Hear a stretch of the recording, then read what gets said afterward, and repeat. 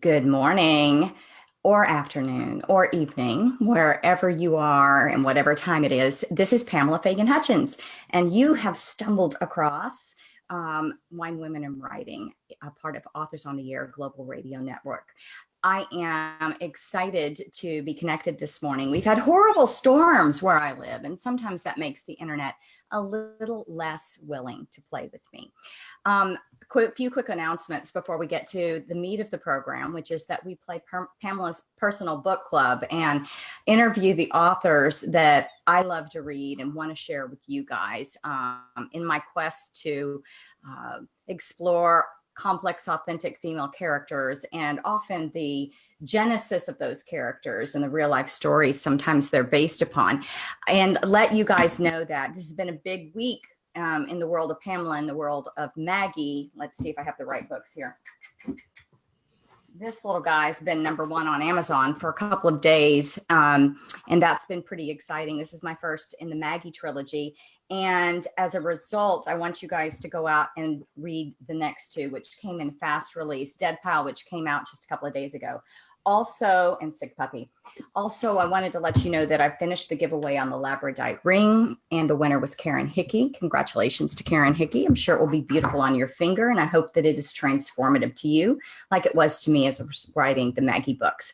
So, for past episodes of Wine, Women, and Writing, go out to PamelaFaganHutchins.com, and you'll also there see not just the old episodes, but you'll see the upcoming episodes, because I want you to be able to get these books ahead of time and read them so that when we have these guests on, you are super ready to participate in our exploration of the characterization. So, drum roll, with no further ado, I want to introduce you guys to a wonderful writer and a wonderful friend of mine, Kay Kendall. Kay, welcome to the show. Thank you. I'm delighted to be here. Well, it's been, feels like it's been a long time coming, but maybe that's just because you and I have known each other through the Houston writing community for, I guess it's been a couple of years now. I think about 7. It has a way of adding up quickly, doesn't it? It does.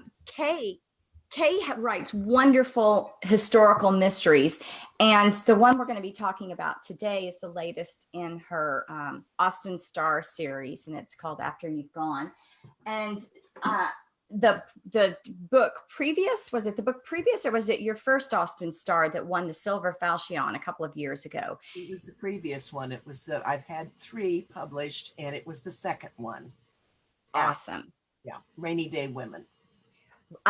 So one of the things I find fascinating about Kay's books, before we dive into her most recent, is that the titles are all song titles that are based on songs of those periods. Can you tell all of us about how it came to be that your fascination with music manifested itself in this way?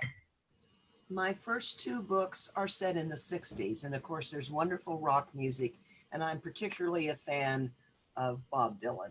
And Dylan to me is kind of like Shakespeare. You can find anything in Dylan, anything in Shakespeare, any mood, anything, any event. So I took Desolation Row as my first one because it's kind of a gloomy book, because the poor Austin Starr's husband gets put in jail, of course, wrongly. And he was on Desolation Row. And I never have trouble finding my titles because when the books are set in the 60s, I can go to Bob Dylan. And my most recent one, I went back to the 20s to find a song, After You've Gone, that is still covered by artists today like Fiona Apple. And those lyrics were not under copyright anymore, so I could even have the stanza at the beginning of the book. I have total jealousy about that. That's the perfect reason to use a song out of a period that you want to be able to quote from, because I use songs in my books, but I can't quote because they're all under copyright. The title's not copyrighted, but the lyrics are. So I love that. And have you been a lifelong music lover? Is that what led you in that direction? Or was it because of the period, or because of your Austin Starr character that first took you in that direction? Or was it coming from Kay?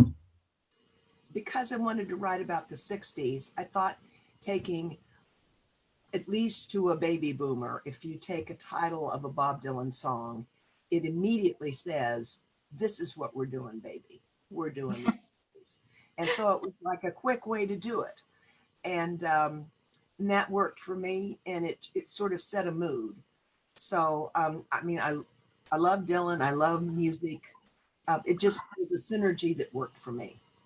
I think it's really awesome. And if you go on to Goodreads or Amazon and you read the reviews about how well you captured the period, I think going with something like that sets the tone immediately, and it speaks to a reader and it says, this book is for you. You're going to find this interesting. Here's where you're going to go to, is this place and time. So you're a genius. You're a genius, Kay. Well, I don't know about that I was particularly struck by with the second book, because it's set in rainy Vancouver and rainy British Columbia, and it's a background of women's liberation. The song title, Rainy Day Women, was just perfection. And that made me very happy.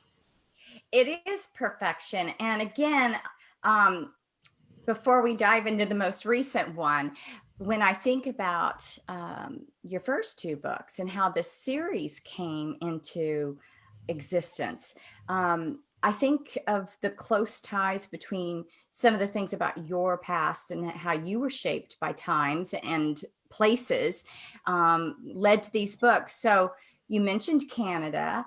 Tell the readers a little bit about how some of the elements of the places you've lived and the times you've lived through led to those settings of this book. Oh, okay. I like to say I'm on the leading edge of the baby boom generation.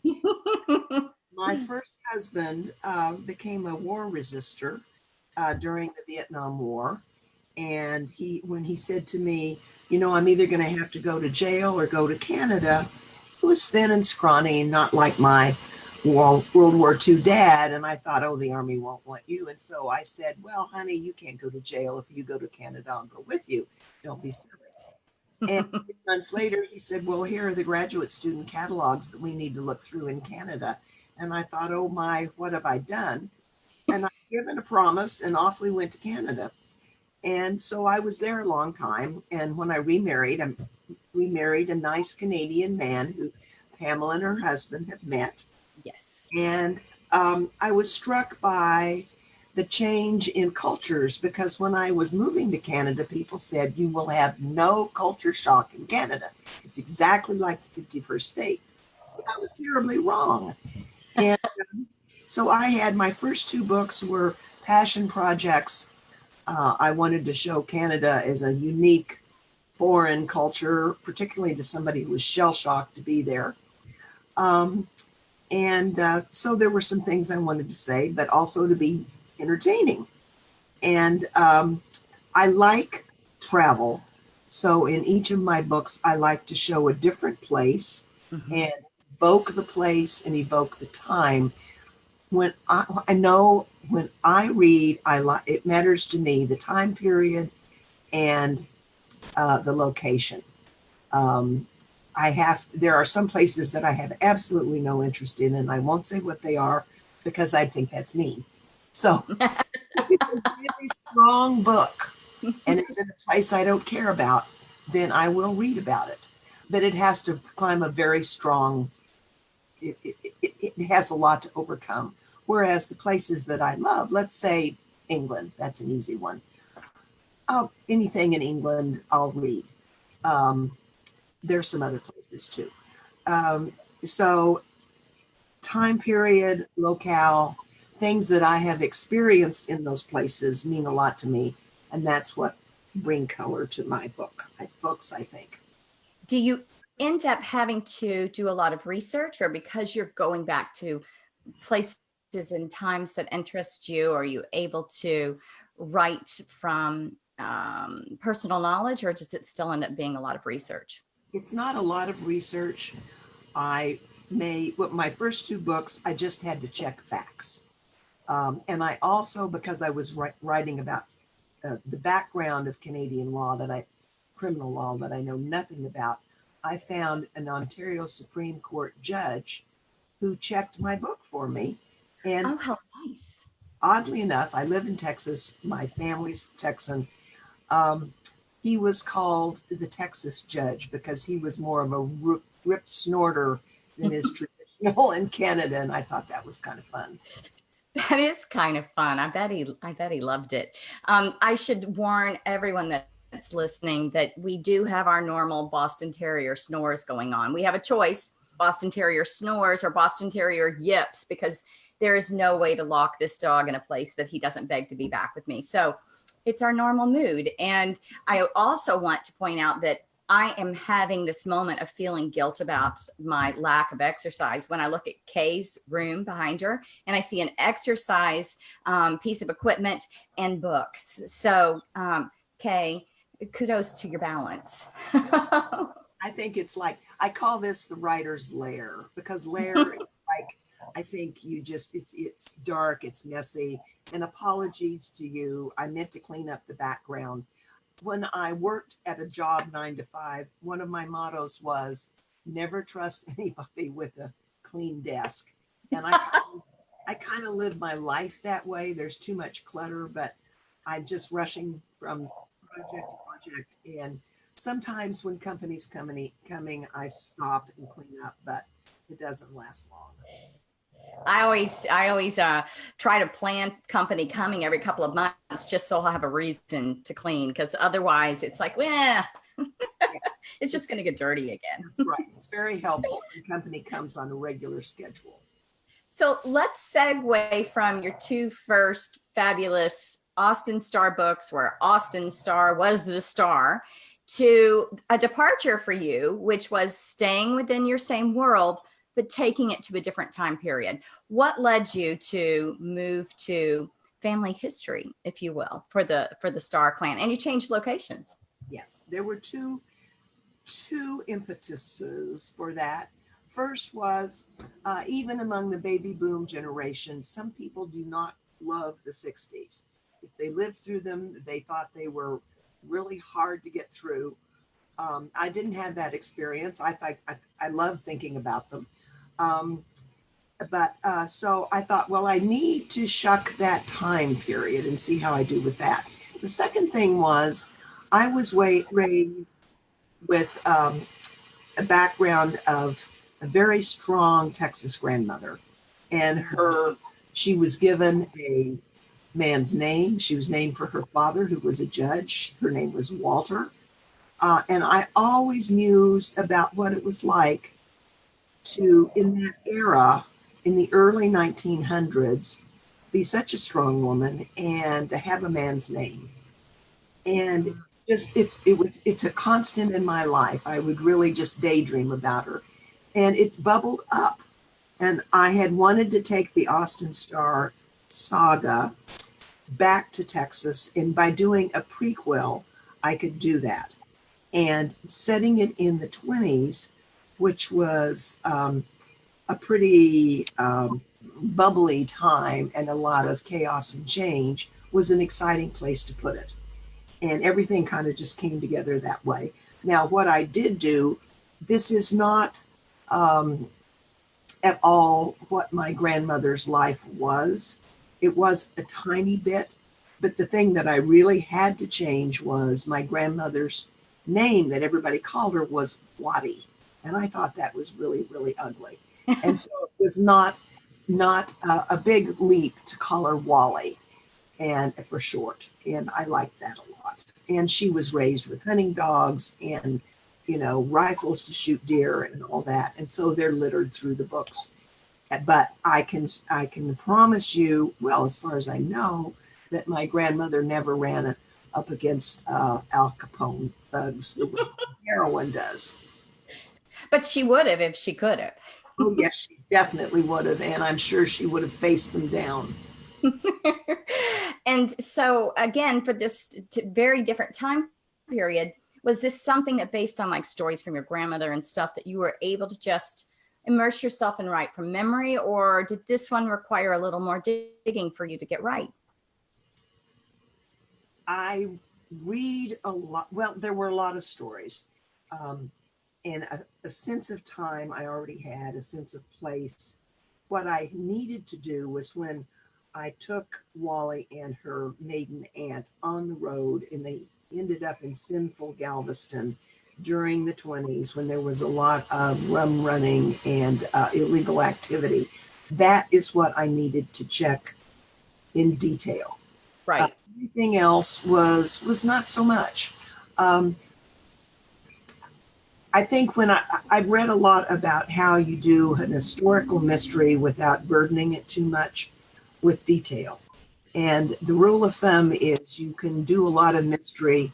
You can do a lot of research into history, but you leave most of it off the page, and Yeah. you use it as a way of, just a little salt and pepper on your nice juicy steak. I love how you say that, and I would liken that to anything that makes your book unique but could burden it. One of the things that, because I write in different locations, that I really struggled with in the beginning was for accents. How do you show differentiation in speech pattern and accents without burdening a reader with every sentence slowing down for you to think about pronunciation and things like that? And it was going with the just a little bit of salt and pepper with your juicy steak. Other than that, leave it alone and let the reader imagine it. And I love that you did that, because it can really slow a book down, especially a mystery where you really want to keep it going. So kudos to you, Kay. Kudos. You always do a lovely job, but you did a lovely job with that as well. And with respect to your plot line, is that something that came out of your fruitful imagination, or was this something that was inspired by either your grandmother's life or the times, or where did it come from?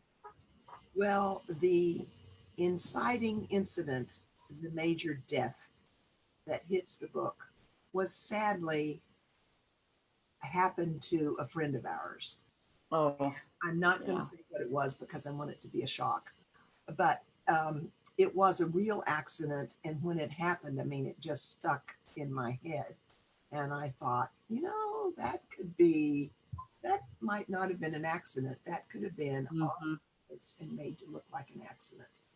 And I think when things stick in your head, like my grandmother did forever, and this accident did for 3 years, it's speaking to you. It's saying, use me. And Absolutely.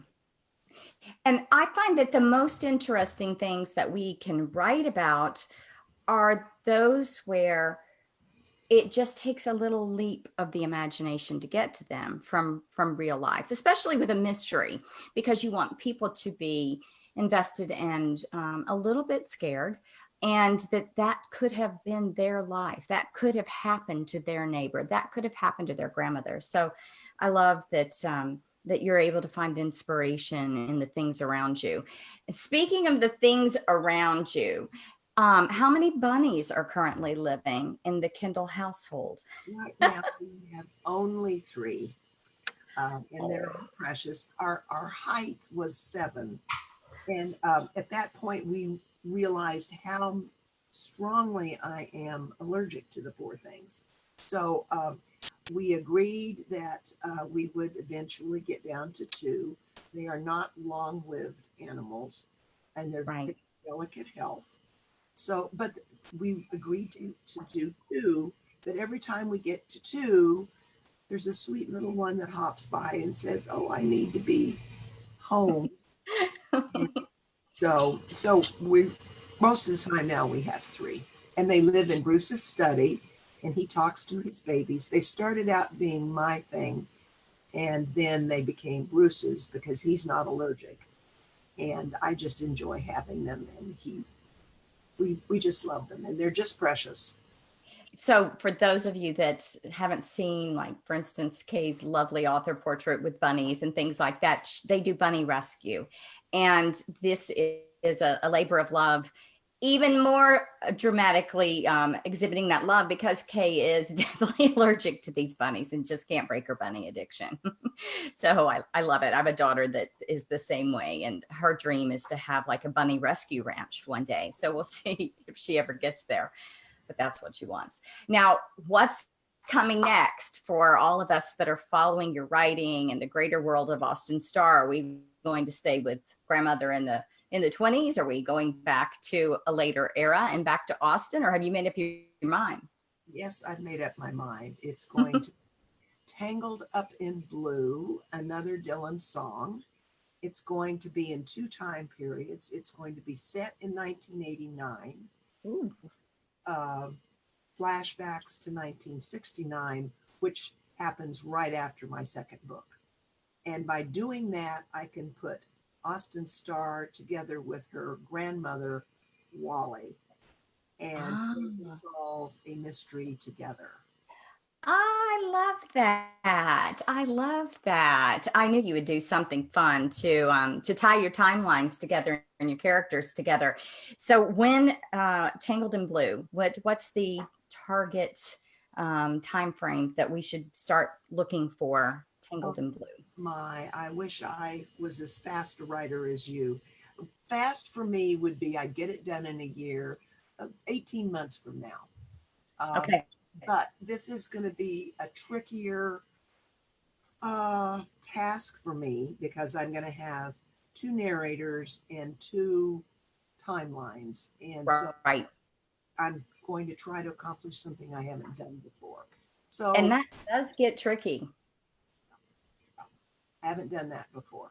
But have you started it? Are you into? I'm plotting it. Yeah. I'm going to think of how I'm going to do the 2 timelines and the narrations going back and forth.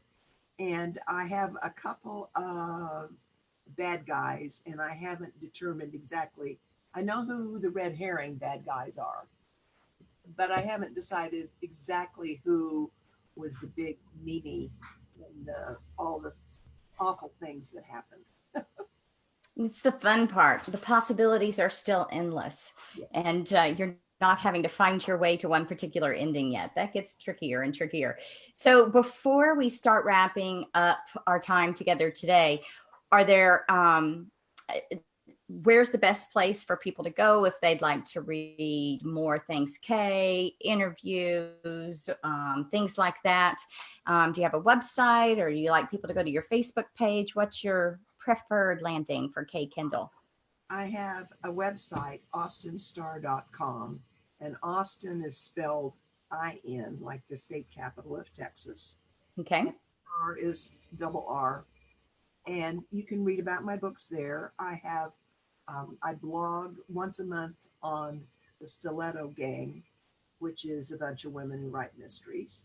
And I'm very, very active on Facebook, both in my personal page, which is Kay Kendall, and Kay Kendall Author is my professional page. Awesome. So you guys go check that out. And the series is Austin Starr. It's Kay Kendall. And so with the first book, Desolation Row, that's where you start. If you haven't been running the table on Kay yet, Desolation Row, Rainy Day Women. And after you've gone, and then be looking after you have enjoyed those in the next year and a half or so for signs that Tangled in Blue will be coming your way. We'll have to be patient, but we're excited about that. I'm excited about that. You'll get Wally and Austin with that book. Yeah, go ahead. Pamela, if I could, I think because After You've Gone is a prequel, and because it's proved to be a big hit with readers. As a matter of fact, I have one reader in Pennsylvania who has read the whole book to her cats. To her cat? She has 11 cats, and 3 of them sat and listened to her. And she was so successful that she started with the prequel, After You've Gone. Then she read the next 2. And I think human readers can do the same thing. You can start with After You've Gone, the one that's in the 20s, that has a lighter approach that I think will be very suitable for your readership. Mm-hmm. Awesome. Yeah, the definitely After You've Gone had a lighter feel. I wouldn't call it cozy, but it was a lighter feel amateur sleuth mystery than the darker 60s, and not dark. It's not, we're not talking about psychological thriller here and Hannibal Lecter, but a darker feel 60s mysteries. And so that's a great idea. Start with grandma, go work on to Austin. And that pretty much exhausts the time that we have for today. So for starters, I need to say what I always do at this point, because my wonderful producer, Pam Stack, requires it. Here you go, Pam. This has been a copyrighted production solely owned by Authors on the Air Global Radio Network, Wine, Women, and Writing with Pamela Fagan Hutchins, and we thank you for being here.